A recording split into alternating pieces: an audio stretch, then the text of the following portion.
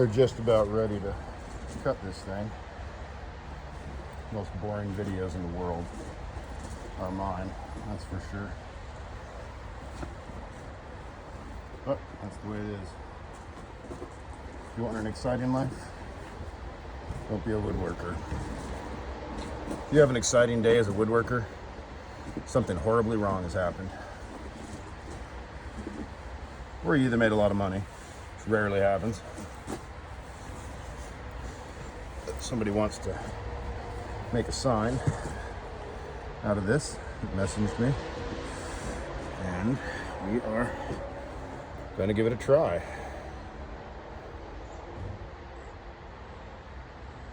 Maybe they'll commission it. Let's see if it comes through. So first of all, we're going to measure out where we were there. We're going to cut that.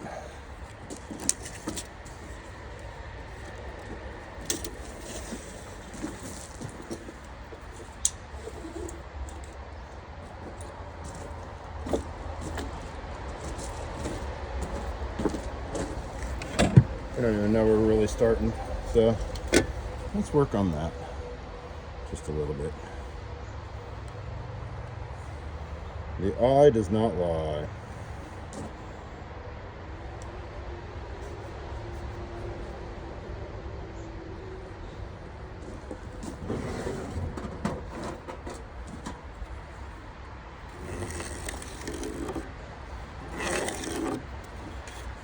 Alrighty.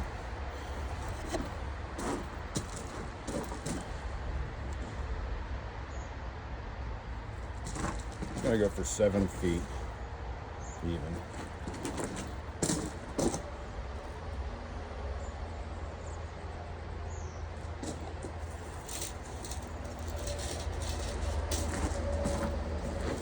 Come down here, get on our line.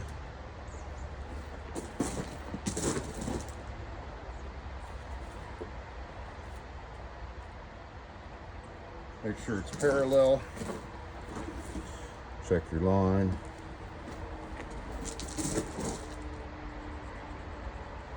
All right.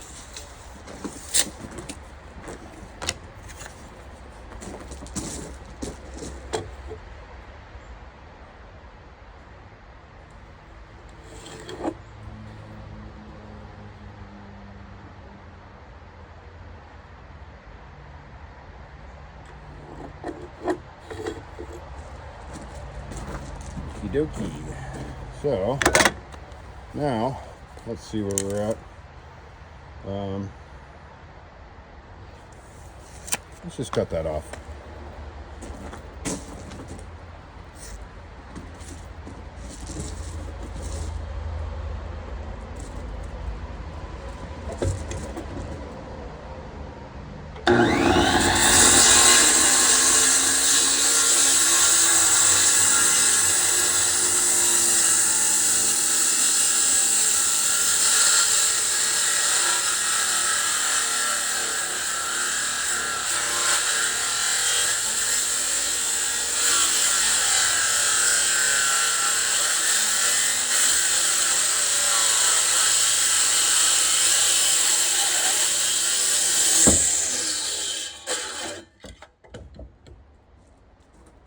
World's dullest blade.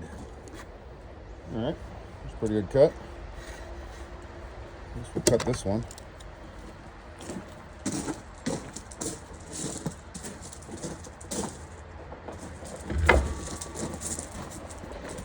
These big blades are a little more expensive. Just gotta go a little slower. They're oh, I don't know if we can probably sharpen it.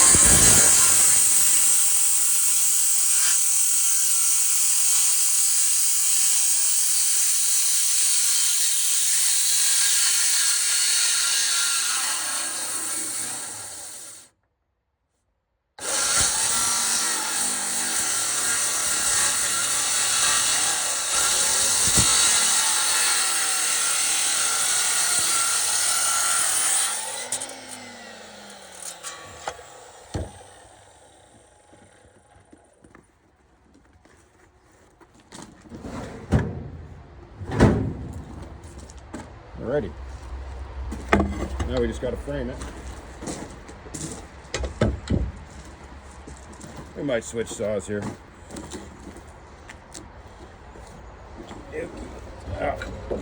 This guy involved. There we go. See where we're at.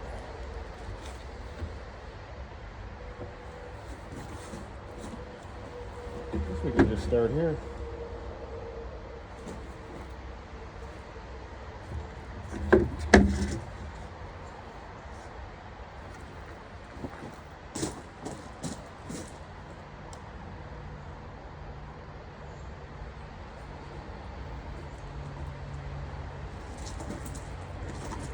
Surprise you how much good wood's on these. Gotta take your time. See what feels right to you. Doesn't have to be perfect.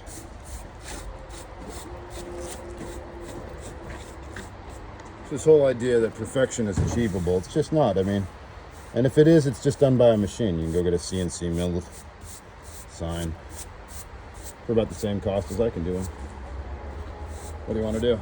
Pay some guy to have $1 million machine? Or pay some redneck weirdo commercial salvage or cat rescue dude the same amount?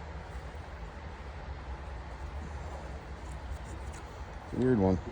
Most people take the CNC.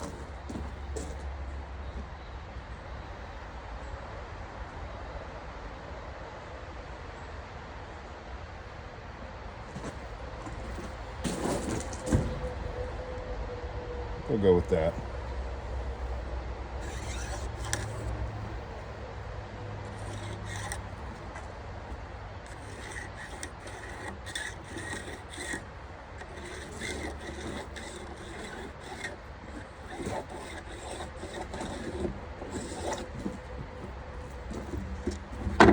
All right, we'll see if we can get a couple more passes out of this saw.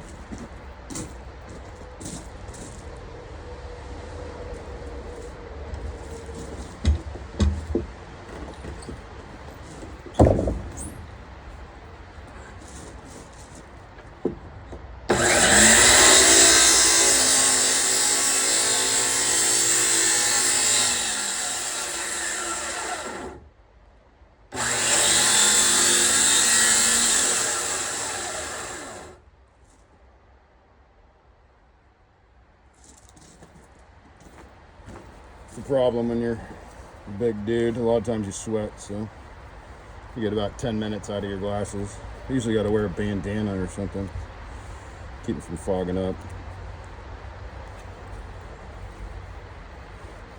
I usually wear yellow ones as opposed to black, but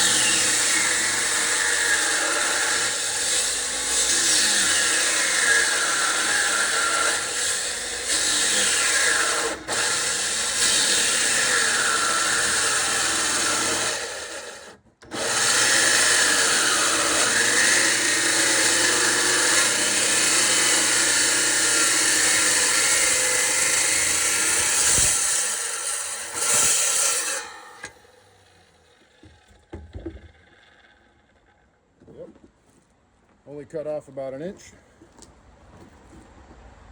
Tight. Couple bugs on that one end. Maybe not even. Pretty tight.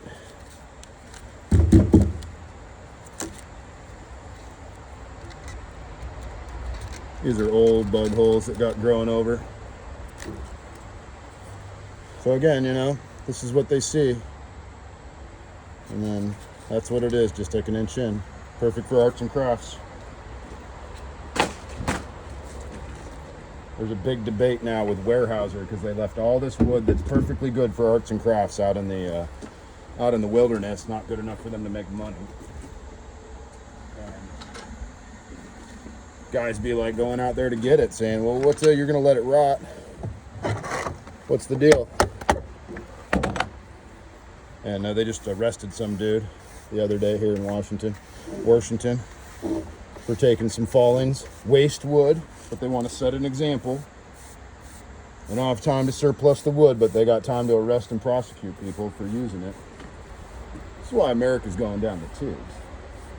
You know, all these people fighting over assets they have no use for, that they want to let degrade into nothing. And that's what we're dealing with here all the time.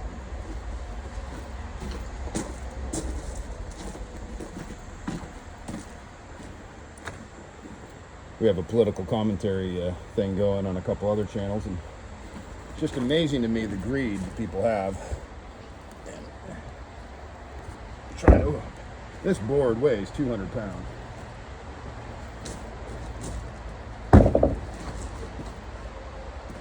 Maybe 150. Really heavy. I might be off. Oh. Okay. So here's our bark edge.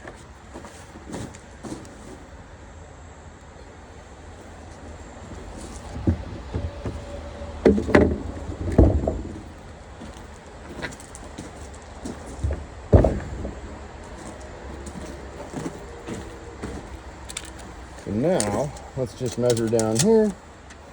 Let's say we're going to go to, like we said,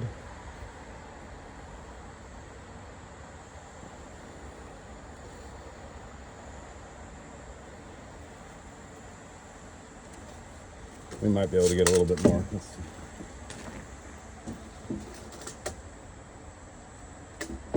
20 it is. 20 inches.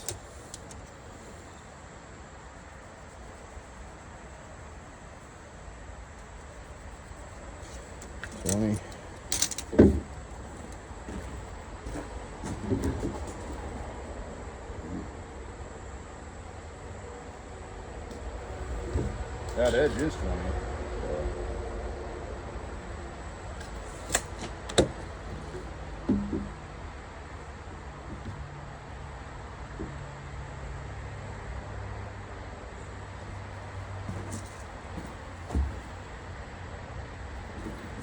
So, stuff like this, wood I'm working on here is exactly what I'm talking about that Weyerhaeuser has. Just millions of board feet just sitting out there, going to waste, stumps, burls, enough to support everybody that was a woodworker for the rest of their lives domestically.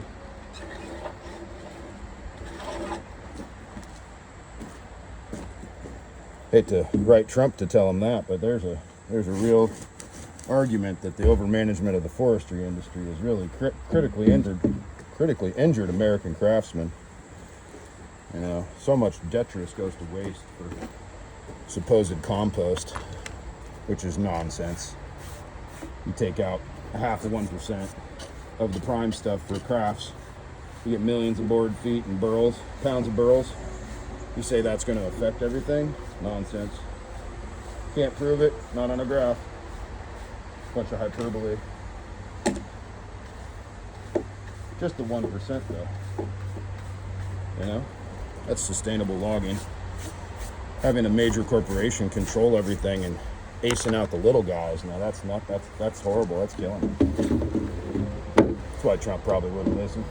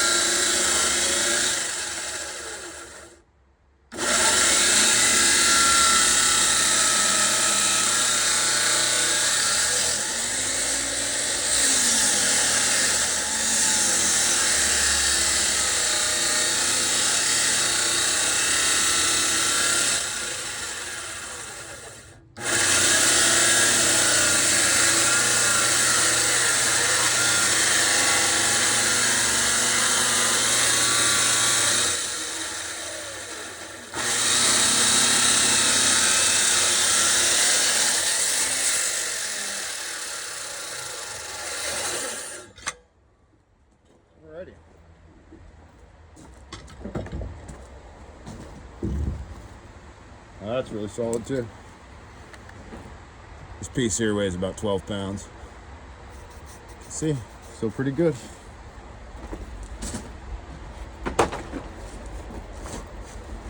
I was watching this amazing show called When the Hearth Fires Die, I believe, in Norwegian film.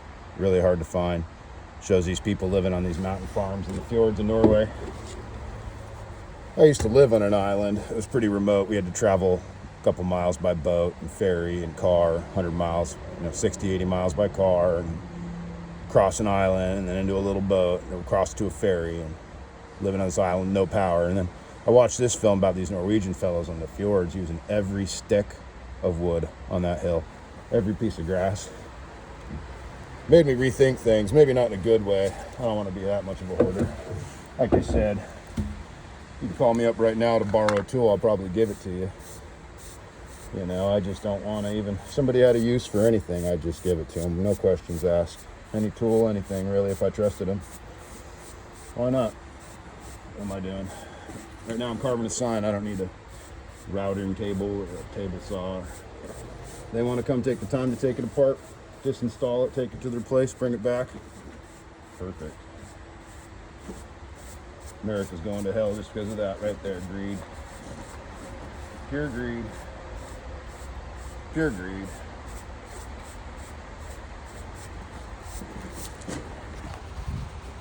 All right. Well, we did pretty good, I think. Let's see. So, yeah, they were at 20.